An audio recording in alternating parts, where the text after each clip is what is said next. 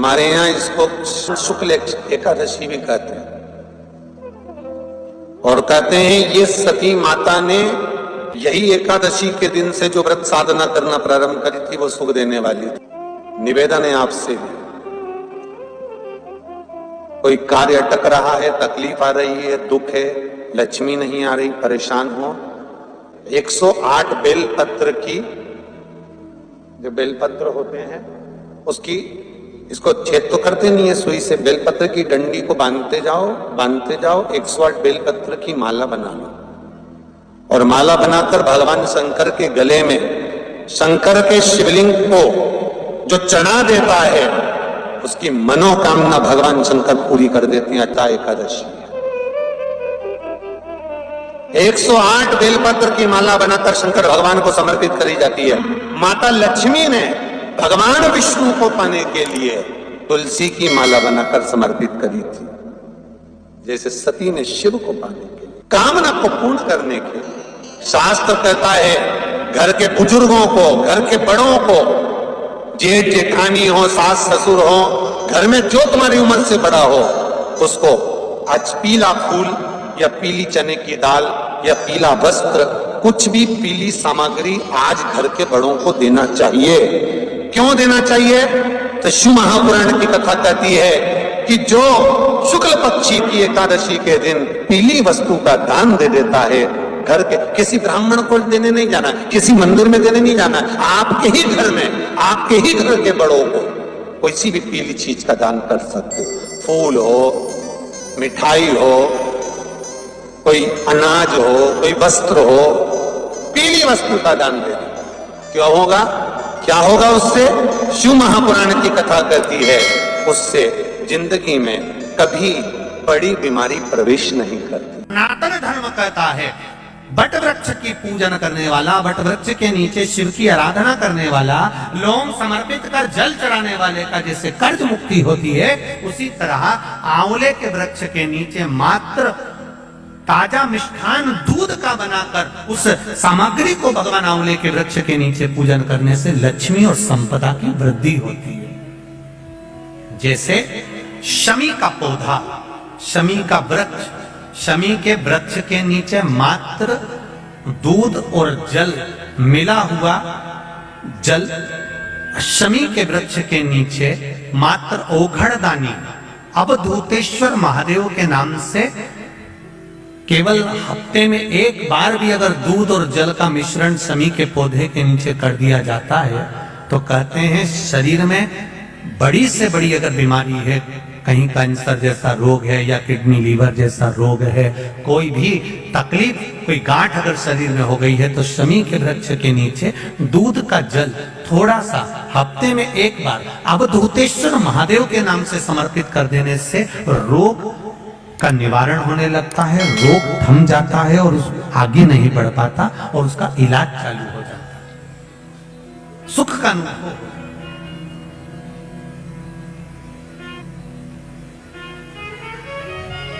बस एक बात का स्मरण रहे आप, आंवले के वृक्ष के नीचे अगर कोई भोग लगाया गया है पा सकते हैं, पीपल के वृक्ष के नीचे कोई भोग लगाया है पा सकते हैं, बट वृक्ष के नीचे कोई भोग लगाया गया है पा सकते हैं।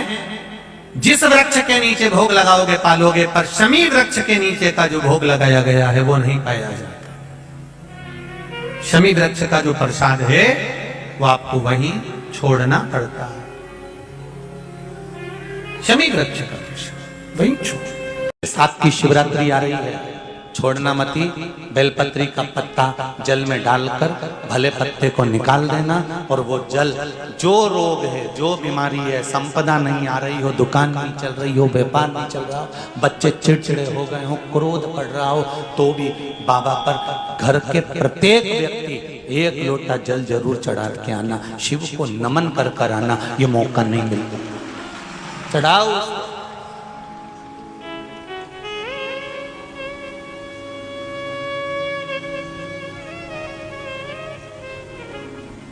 बैसाख के महीने में एक पकवान बनता है शंकर जी का,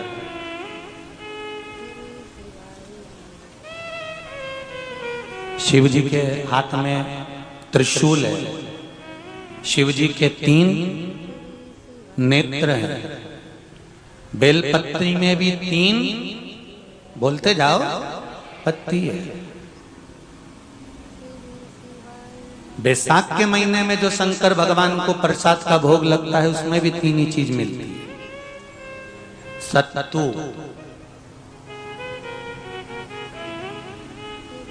कोई दूसरे महीने में बनता है? जम के तो बोलो नहीं। कब बनता है? यही बैसाख के महीने में। चने की दाल, गेहूं और जौ, इन तीनों को गलाकर सेक कर जो सत्तू तैयार होता है, इसी बैसाख के महीने में परशुराम जयंती के दिन या अमावस्या के दिन या पूर्णिमा के दिन शंकर भगवान को समर्पित होता है और भगवान विष्णु को समर्पित होता है। दुनिया के लोग कहते क्या होता है सत्तू से? सास अपनी बहू से कहती है बेटा सत्तू बना ले, थोड़ा सा सत्तू बाजार से ले आना, 10 रुपए का खरीद कर ले आना। आज सत्तू, आज अपन पूजन करेंगे सत्तू की, अक्षय तृतीया है, थोड़ा सा पूज देंगे, थोड़ा सा भगवान को भोग लगा देंगे, सत्तू का लड्डू बना लेंगे। बोलो री जी, सही है कि गलत है? बाजार में भी सत्तू मिलता है तो बच्चे कहते हैं, बहुएं कहती हैं कौन खाएगा, काय को ला रहे हो, सत्तू का क्या काम है? पर शिव महापुराण की कथा कहती है, स्कंद पुराण की कथा कहती है, जिस समय पर बैसाख के महीने की सुंदर अमावस्या का दिन था, उस दिन माता पार्वती शंकर भगवान के लिए जब पकवान बनाने के लिए बैठी, कुछ नहीं मिला, तब माता पार्वती ने 3 अनाज को लिया, एक चना, दूसरा गेहूं और तीसरा जो। इन तीनों को भींग रहे थे, उसको लेकर आए गंगा जी में से, उसको सेक कर माता ने अंगीठी पर और उसका जो सत्तू बनाकर शिव को दिया। शंकर भगवान ने कह दिया, सुन पार्वती, ये सत्तू नहीं, ये मेरी औषधि है। बैसाख के महीने में जो खाएगा वो जिंदगी भर रोएगा नहीं, शरीर से स्वस्थ हो। अब उसको बैसाख के महीने में पियो बेल। बेल मतलब समझ गए? बेल का रस। बैसाख के महीने में पियो बेल और शरीर को रखो ऑलिव बेल। पियो।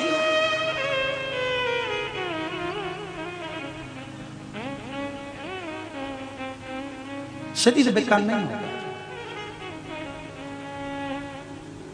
शरीर बेकार नहीं हो सकता। अब शिव आराधना तो करो। हाँ, जिंदगी की मोड़ पर शंकर परीक्षा बहुत लेते हैं।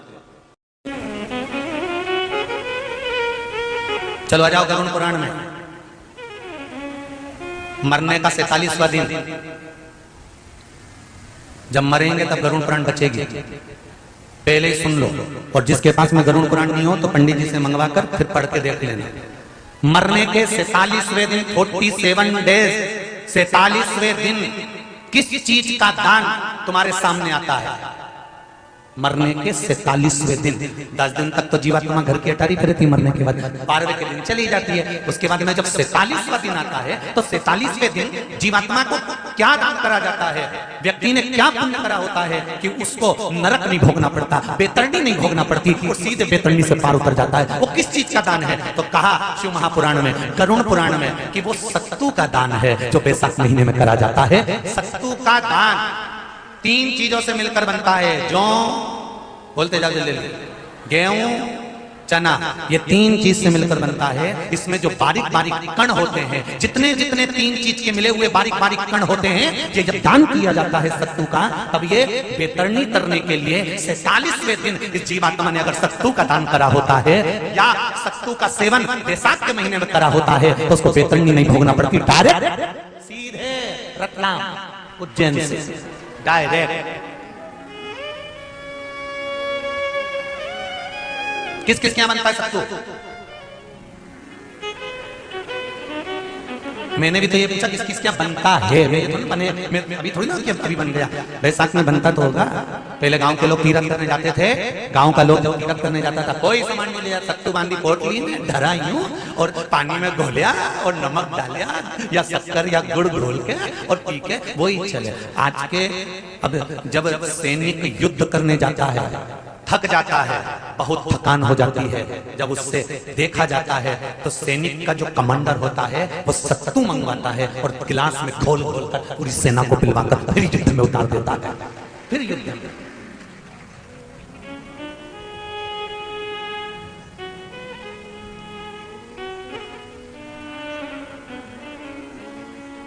साधारण नहीं है महाराज। सत्तू में जितने बारीक बारीक कण होते हैं, जितने बारीक बारीक कण, अब तुम्हें काम करना, अभी जब फ्री रहो तो एक कागज पे रख के सत्तू का एक कण गिनना, 1 2 3 बारीक बारीक गिनते रहना जरा। तो तुम्हारा क्या जाए गिनने में? भगवान कृष्ण के हाथ में पट्टी बंधी थी, तो उनने भी तो रुक्मणी को गिनने को दिया था, जरा गिन तो जरा इसमें कितने धागे। रुक्मणी जी ने कहा इसमें 9,999 धागे हैं। भगवान ने कहा बस यही 9,999 मुझे द्रौपदी को वापस लौटाना है। गिन के लगा, अभी लगा लो ऊपर, तो भगवान गिन के बता ही देगा कि तुमने जो सत्तू दान करा था, तुमने जो सत्तू खाया था, तुमने जो सत्तू भगवान को दिया था, सत्तू का लड्डू बनाकर तुमने बैसाख महीने में भगवान की जो पूजन करी थी, तो अमावस्या के दिन, पूर्णिमा के दिन या अक्षय तृतीया के दिन तुमने जो सत्तू दिया था, भगवान तो गिनती बता देगा कि सत्तू में कितना कण था। फिर याद रख लो, सत्तू दिया था, भगवान तो गिनती बता देगा कि सत्तू में कितना कण था। और अगर नहीं बताए तो तुम आंदोलन पे बैठ जाओगे। क्या मैं बताऊं पहले हमने कितना सत्तू दिया था, कितने कण करोगे उसी मंदिर में 500 सोमवार करना। तुम्हें कहीं जाना पड़ जाए किसी सोमवार को, एक तो व्रत को छोड़ दो। शिव की आराधना में चांगुड़ा ने 1 लोटा जल भरा, उसमें थोड़ा सा चंदन डालकर बेलपत्री के वृक्ष के नीचे ले जाकर डाल देती, थोड़ा सा जल बचाकर शिव जी को डाल देती। शंकर भगवान ने एक दिन चांगुड़ा के सामने मन में विचार प्रकट करा और पार्वती जी से कहा, पार्वती एक बात समझ में नहीं आती, आधा जल ये बेलपत्री को देती है, आधा जल मुझे देती है। जब आधा जल मुझे देती है तो मुझे बड़ा गुस्सा आता, क्योंकि जल कहाँ डोल के आता है। पार्वती ने कहा उसके संतान नहीं, इसलिए वो बेलपत्री की भी आराधना करती है और ये आपकी भी आराधना करती है। ठीक है, फिर तीसरा व्रत हुआ, फिर चौथा, फिर पांचवा। प्रत्येक व्रत भगवान देवादिदेव महादेव ने पूजा की थाली लगाई है, चांगुड़ा ने बहुत सेवा कर ली। आज भगवान सुंदर शिव जी एक के संत मंदिर का जाओ, रूप धरकर चांगुड़ा के दरवाजे पूजा पर अर्चना सुबह अलग करो, अलग पूजा ना अर्चना कर कर चांगुड़ा पूजा दूर की है, थाली बाबा है जी वो वापिस घर पर लाकर उसको ढाक कर रख दो। शाम क्या को लाऊं मैं आपके लिए?